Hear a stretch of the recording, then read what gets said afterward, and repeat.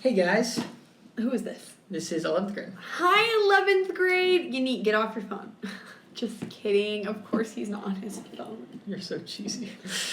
All right, today we're talking about the Dred Scott Well, hi, decision everyone else. and the lead up to the Civil War, because it's one of those important things. And hi everyone else. Well, I feel like we have to say hello to them. Hi, Sienna. Hi, Damie. Hi, Lee Wen. Hi, Gian. Hi, Chris.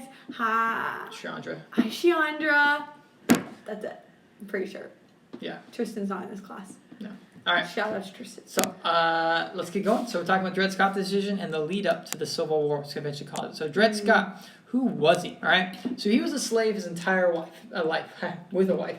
So him and his wife were slaves their entire life, and they were they lived in the So South. he was born into it. Yeah, born into it, whole life. Born yeah. in America. Yeah, born in the USA.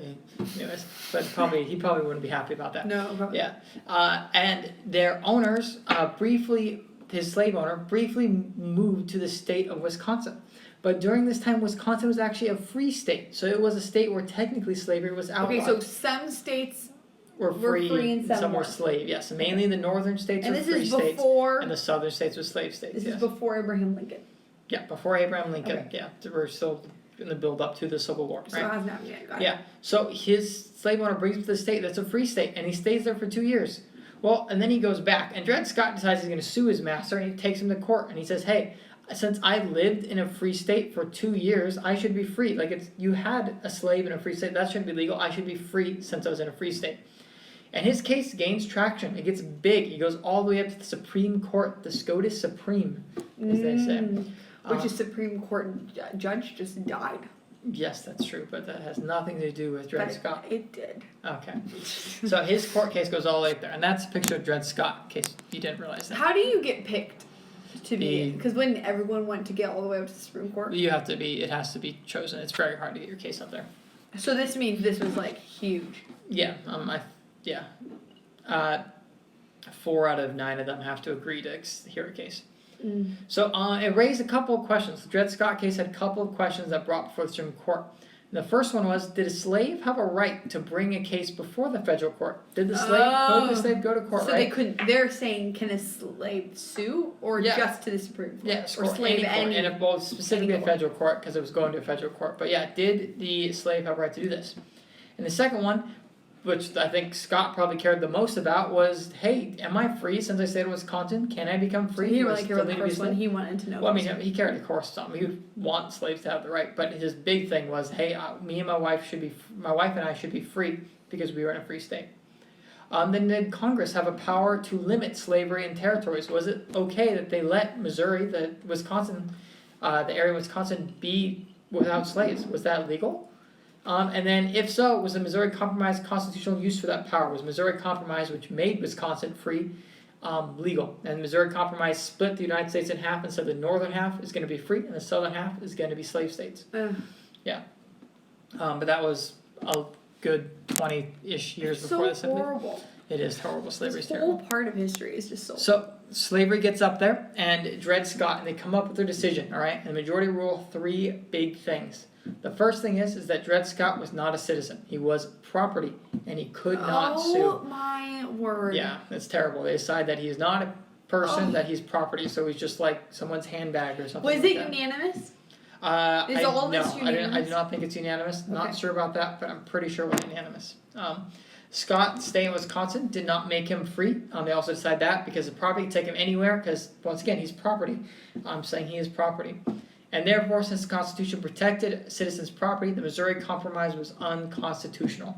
So that's the big thing that is really going to cause a lot of issues, is that they say the Missouri Compromise was unconstitutional, and the government, and the national government can't say where slavery can't have, because this is their argument. By saying where slavery can't go, where people can't take their slaves, you're taking away the rights of people to own slaves, which obviously it's so hypocritical to say you're taking away someone's right to own slaves, and you're taking away my right to take my slave wherever I want. But that's what the Supreme Court rules. So it's one of the most terrible rulings in Supreme Court history. It had a couple really bad It was ones. 7-2, by the way. Might That's take what the Google said. Okay, yeah, I was pretty sure it wasn't unanimous, but 7-2. But still, only 2 people. Yeah. So reaction. Well, this is a huge impact, a big reason for the Civil War. First of all, Southerners were happy. They're like, hey, that's what we always thought. We're great. You know, we were slave states. We're happy this happened. I can now have more power over my slaves. I can now take my slave wherever I want. Also, I get to keep slavery gets to keep expanding. Northerners, though, were like taken aback. They're like, whoa, I didn't realize that could happen. Like, that was a huge hit. This idea that there was going to be free soil and they could Abolitionists must have gone nuts. Yeah, so abolitionists going crazy, and they go crazy like that guy from Despicable Me. The Minion? Yeah. This further, the Republican Party gets on this. The Republican Party's like, look, we need to fix this. They're against slavery. Yeah, Republican Party's against slavery. Democratic we need to fix this. Yeah, we're going to give it up to the government. We're going to change the system, and we're going to make this better. And that's going to give the Republican Party a lot of power because people are really scared, being like, they just gave the South this huge decision, which is crazy to think that we can't limit slavery anymore, that the Southerners get to expand slavery in all these places. And it further divided the U.S. between two sections. The North and South reacted very differently to it. North, they were like, no, this shouldn't be happening. The South, they're like, yes, this should be happening. So two opposite reactions that are driving these two sides apart. That's a good question. I don't know the actual date of when this happened. Can you look up the date on it? I don't know if I actually have. Okay, 57. So this is Buchanan. Is that one ahead of Lincoln? Yeah, so Lincoln's about to come in. Yeah, but this is just figure this out. Right, 57. Yeah, this is Lincoln's about to show up in 3 years and take care of this. Okay. Well, yeah, kind of. Go Lincoln. Go Lincoln. Yeah, Lincoln's a man. All right, finally, Dred Scott decision helped convince radical abolitionists that slavery would never end in legal means, and this is important because they're about to talk about John Brown, and John Brown basically goes and says, hey, I'm going to get these slaves to revolt. That's what I'm going to do. I'm going to get all the slaves to revolt at once. I'm going to give them weapons. Yeah, because there's a ton of them. Yeah, and there's more slaves than there are freemen in a lot of the states in the South. So they begin to think that, you know what, legally it's not going to end, so we need to take this to violence, which we'll see will end up happening with the Civil War, that there will be resolved by war. It's not going to be resolved peacefully. Compromises are out the window. Serving this legally, it's gone. They're going to have to try to figure out a more violent way to solve this issue, sadly. And so that brings us now to the favorite part of the episode, Mrs. Magera's tea. You know, I just want to say that America is shady in so many, the Supreme Court in this instance is real shady that they did this. But it makes you think, like, as an American, like, those Southerners were born in the South. You know what I mean? They were born into it. That was the way. And it makes you, like, I would really hope that if I was born in the South, I would still think it was wrong. Yeah, you know what I mean? I hope so, too. I really, really hope so.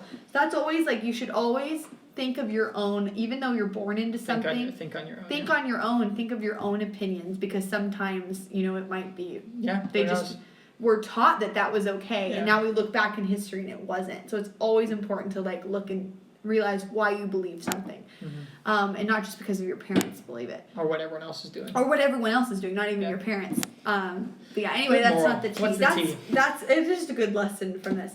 That's the cookie. That's the biscuit. The biscuit.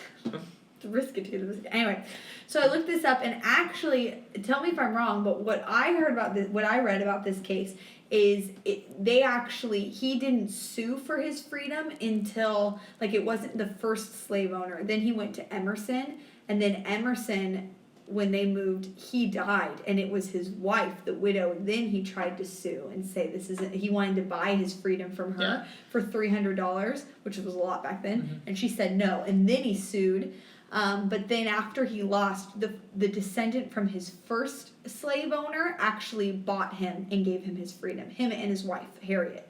So he died, like, right after. He died 9 months after it happened. But he did die technically a free man, but only because he was bought, which again is so wrong, and then that man gave him his freedom. So that's nice. Yeah, it's great of that descendant. It's kind of like a GoFundMe. I feel like that would happen nowadays. Something happened like that. It's so insane that it's like he tried to buy his own freedom and she wouldn't accept it. So it's like he had to be bought from a white man, like, and then was given it. So to me, that's just insane, and it's really like messed up, really shady. And going with all the world going on right now, it's really crazy. Like looking at these things, and I also read that it is down to one of the worst decisions that the Supreme Court has ever made. I don't know what the worst one is. I think that might be the worst, but there are some really bad ones they've made too.